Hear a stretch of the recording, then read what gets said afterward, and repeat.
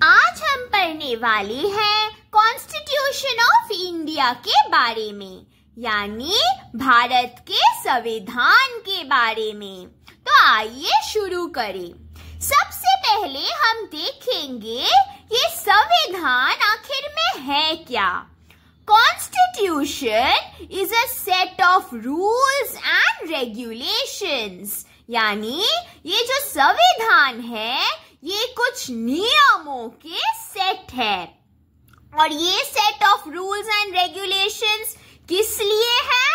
To run our country, हमारे देश को चलाने के लिए ये संविधान बनाया गया था। अब हम पढ़ेंगे the organs of the government. हमारी जो सरकार है उसके कुछ ऑर्गन्स है, यानी कुछ अंग है। 3 अंग है और हमें जानना है वो 3 अंग क्या है और वो क्या काम करते हैं। Legislature, executive, judiciary. लेजिस्लेचर क्या करता है? Makes laws. एग्जीक्यूटिव का काम क्या है? Implements laws.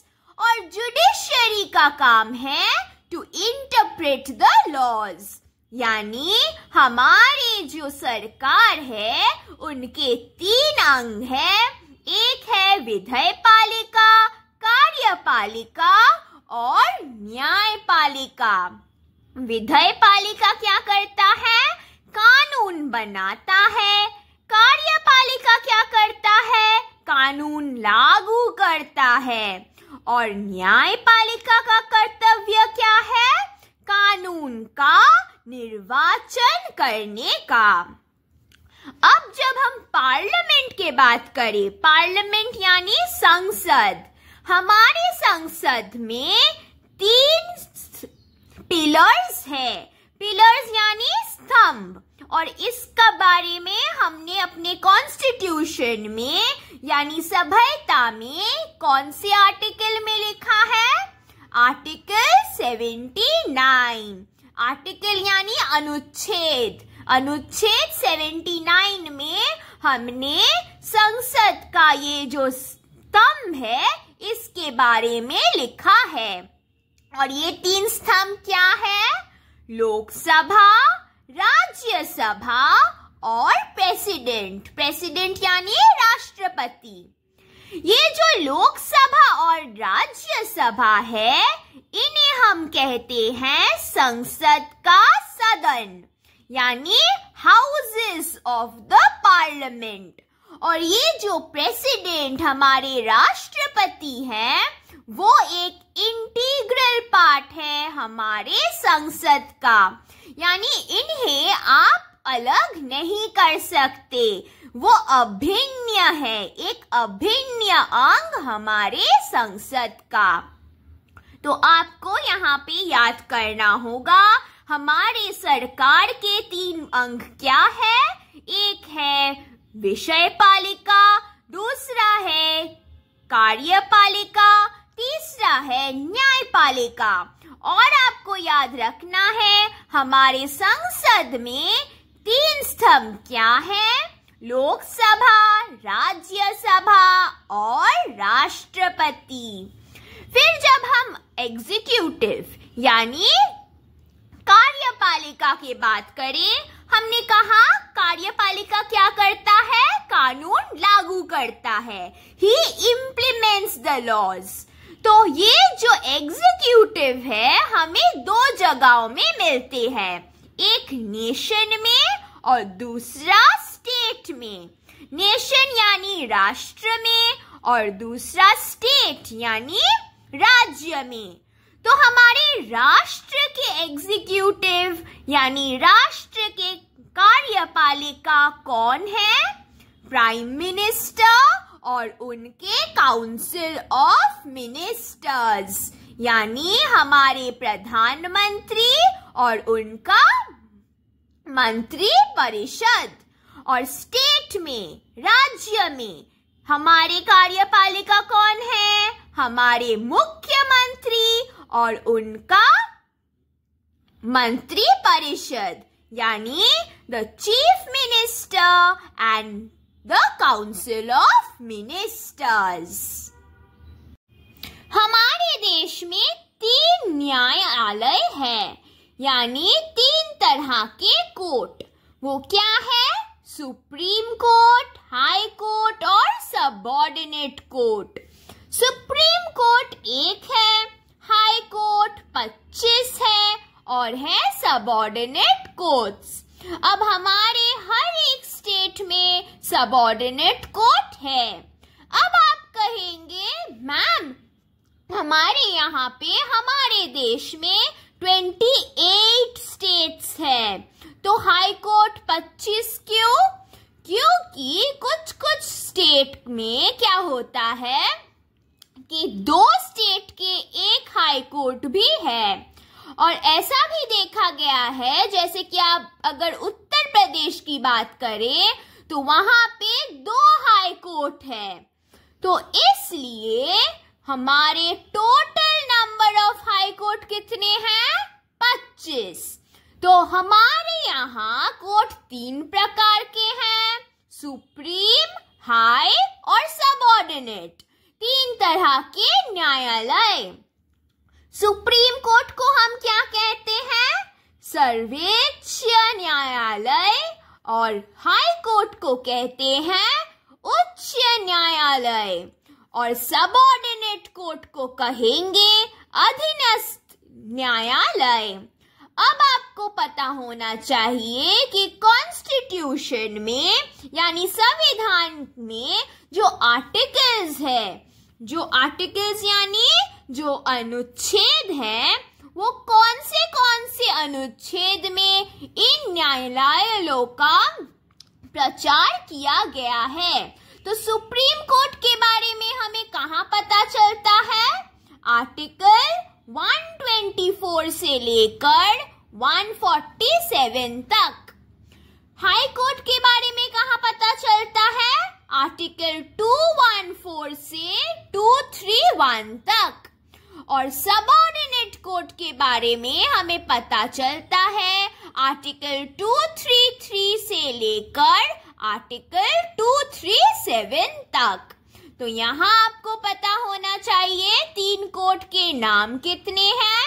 सुप्रीम कोर्ट 1 है, हाई कोर्ट 25 है और कौन से आर्टिकल में हम इन कोर्ट के बारे में पता कर सकते हैं।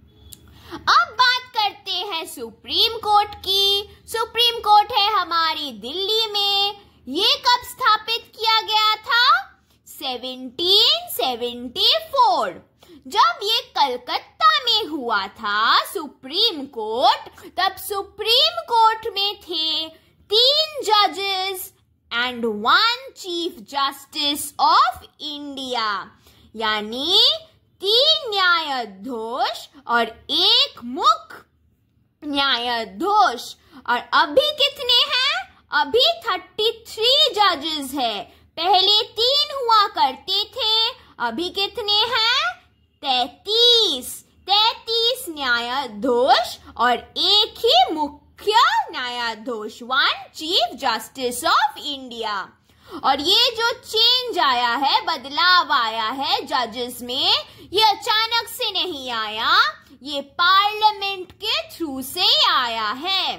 पार्लियामेंट ने इसे बढ़ाया है। अब अगर हम और देखें डिटेल्स में, हमारे इंडियन कॉन्स्टिट्यूशन के बारे में थोड़ा और पढ़ें, तो देखिए इंडियन कॉन्स्टिट्यूशन यानी हमारा संविधान, ये आइडिया कहाँ से आया था? ये सूचना किसने दिया? ये आइडिया, ये भावना किसने दिया? एम.एन. रॉय ने दिया। हमारा जो ये संविधान है वो लिखित है, it is a written constitution. अगर आप ब्रिटेन का कॉन्स्टिट्यूशन देखें तो वो ओरल है, वो लिखा हुआ नहीं है। और सबसे लंबा कॉन्स्टिट्यूशन किसका है? भारत का संविधान।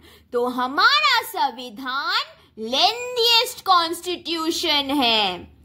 हमारे संविधान में क्या लिखा हुआ है? जो भी लिखा हुआ है उसका जो कंटेंट्स है, जो विषय है, वो किसी और जगह से भी ली गई है। यानी इनका जो कंटेंट्स है, they have been drawn from other sources। हम दूसरे देशों का संविधान से हमने क्या किया? हमने विषय प्राप्त किया। फिर हम देखते हैं कितना समय लगा इस कॉन्स्टिट्यूशन को, इस संविधान को बनाने में, गठन करने में। 2 years, 11 months, 18 days। ये बहुत इंपॉर्टेंट है। 2 years, 11 months, 18 days। 2 वर्ष, 11 महीना, 18 दिन। ये आपसे पूछा जाता है। आपको पता होना चाहिए हम अपना फादर ऑफ कॉन्स्टिट्यूशन किसे कहते हैं? किसे कहते हैं? Doctor B.R. अम्बेडकर को। किसे? डॉक्टर बाबा साहेब रामजी अम्बेडकर। ये फुल नाम भी आप पता कर लीजिएगा। और वो कौन थे? सिर्फ फादर ऑफ कॉन्स्टिट्यूशन ही नहीं थे, वो हमारे चेयरमैन भी थे ड्राफ्टिंग कमेटी के। यानी B.R. Ambedkar was the father of the constitution as well as the chairman of the drafting committee। वो अध्यक्ष थे। कहाँ के अध्यक्ष? ड्राफ्टिंग कमेटी, संपादक मंडल के अध्यक्ष थे। ये जो कस्टोडियन ऑफ अ कॉन्स्टिट्यूशन है, ये पॉइंट आपके एग्जाम के लिए बहुत इंपॉर्टेंट है, क्योंकि ये क्वेश्चन बहुत बार आ चुका है कि हमारे कॉन्स्टिट्यूशन, हमारे संविधान के कस्टोडियन यानी अधिरक्षक कौन है? तो कौन है? सुप्रीम कोर्ट है, सर्वोच्च न्यायालय है। ये भी बहुत इंपॉर्टेंट है। Universal adult franchise. Universal adult franchise मतलब जब आप 18 वर्ष के हो जाते हैं या उसके ऊपर हो जाते हैं, तब आपको एक राइट दिया जाता है, एक अधिकार दिया जाता है, जिससे आप वोट कर सकते हैं, जिससे आप अपना मतदान कर सकते हैं। तो पहले क्या हुआ? पहले हम कहते थे कि 21 इयर्स के बाद आप वोट कर सकते हैं, पर क्या हुआ? उसे रिड्यूस किया गया। ये जो उम्र है इसे घटाया गया और उसे 18 वर्ष कर दिया गया। 21 वर्ष, 21 वर्ष वो घटाकर 18 वर्ष किया गया। ये कहाँ किया गया? 61st amendment act 1989। ये इंपॉर्टेंट है। 61st amendment act. Amendment act मतलब संशोधन अधिनियम। 61st संशोधन अधिनियम में हमने क्या किया? हमने इसे घटाकर 18 वर्ष कर दिया। तो अभी 18 वर्ष होने पर ही आप अपना मतदान कर सकते हैं। इसे कहते हैं यूनिवर्सल अडल्ट फ्रेंचाइजी। फिर आते हैं कॉन्स्टिट्यूशन कैन बी अमेंडेड। ये जो हमारा कॉन्स्टिट्यूशन है, संविधान है, आप इसमें कुछ चेंजेस, कुछ संशोधन कर सकते हैं, पर आप इनमें कोई भी ऐसा चेंज नहीं ला सकते, बदलाव नहीं ला सकते, जिससे उसका बेसिक स्ट्रक्चर पे कोई इफेक्ट हो। यानी उसका जो मूल ढांचे है उस पे आप कोई भी संशोधन नहीं कर सकते। बाकी के चीजों में आप परिवर्तन ला सकते हैं, पर मूल जो चीजें उसमें लिखी हुई है उसमें आप कोई भी तरह का परिवर्तन नहीं ला सकते। ऐसा कहाँ कहा गया था? केशवानंद भारती केस में कहा गया था, जो 1973 में हुआ था। अब आपको पता होना चाहिए कॉन्स्टिट्यूशन, ये कॉन्स्टिट्यूशन एक किताब है, ये संविधान हमारा एक किताब है, इसीलिए एक किताब की तरह ही इसके बहुत सारे भाग हैं। 22 भाग है, 22 पार्ट्स, उसे 22 पार्ट्स में डिवाइड किया गया है, भाग किया गया है, और उन भागों में हमने अनुच्छेद लिखा है। कितने अनुच्छेद हैं? 395। जब बनाया गया था कॉन्स्टिट्यूशन, ये संविधान जब लिखी गई थी, तब हमारे पास 395 आर्टिकल्स थे, 22 पार्ट्स थे और 8 शेड्यूल्स यानी अनुसूचियां। पर अभी अमेंडमेंट के बाद, यानी जब हमने बहुत सारे संशोधन किए, चेंजेस लाए, फिर अभी वर्तमान में हमारे पास 25 पार्ट्स हैं। अनुच्छेद कितने हैं? 470 और 12 अनुसूचियां, 25 पार्ट्स, 470 आर्टिकल्स, 12 शेड्यूल्स। ये अभी का बात कर रहे हैं, पर जब ये कॉन्स्टिट्यूशन रची गई थी, लिखी गई थी, तब था 22 पार्ट्स, 395 आर्टिकल्स और 8 शेड्यूल्स। अब आते हैं हमारे लास्ट पॉइंट पे, ये भी बहुत इंपॉर्टेंट है। कॉन्स्टिट्यूशन, इसे कब अपनाया गया था? ये अपनाया गया था 26 नवंबर 1949। इट वॉज अडॉप्टेड, इसे अडॉप्ट किया गया था, अपनाया गया था। परंतु इसे इफेक्ट में कब लाया गया, इसे प्रभाव में कब लाया गया? 26 जनवरी 1950। इसीलिए ये जो डेट है ना, जब अडॉप्ट किया गया था 26 नवंबर 1949, इसे हम कॉन्स्टिट्यूशन डे की तरह देखते हैं। और ये जो डेट है 26 जनवरी, जिस दिन हमें पूर्ण स्वराज मिला, उस दिन को हम कहते हैं रिपब्लिक डे, यानी गणतंत्र दिवस। तो आज का इस लेक्चर में इतना ही, इतना बेसिक काफी है आपके लिए। अगले क्लास में हम पढ़ेंगे प्रीएम्बल के बारे में, जो है हमारे कॉन्स्टिट्यूशन का, यानी हमारे संविधान का एक कंटेंट्स की तरह। जब आप एक किताब पढ़ना शुरू करते हैं, उसमें एक इंडेक्स रहता है, एक कंटेंट्स रहता है, जिसमें लिखा हो कि आप इस किताब में किसके बारे में पढ़ेंगे। तो वही कंटेंट को कॉन्स्टिट्यूशन में, हमारे संविधान में हम प्रीएम्बल कहते हैं। तो अगले क्लास में हम उसी प्रीएम्बल के बारे में पढ़ेंगे और हम यहीं से शुरू करेंगे कि अगर हमने इसे अडॉप्ट किया 26 नवंबर में, तो उसी दिन से हमने प्रारंभ क्यों नहीं किया? हमने इतना दिन क्यों वेट किया कि इसे हम इफेक्ट में लाएंगे जनवरी तक? तो इसके बीच क्या हुआ? तो यहीं से हम शुरू करेंगे। आशा करती हूँ इस वीडियो में हमने जो समझाया आप समझ गए। तो इसलिए टाटा।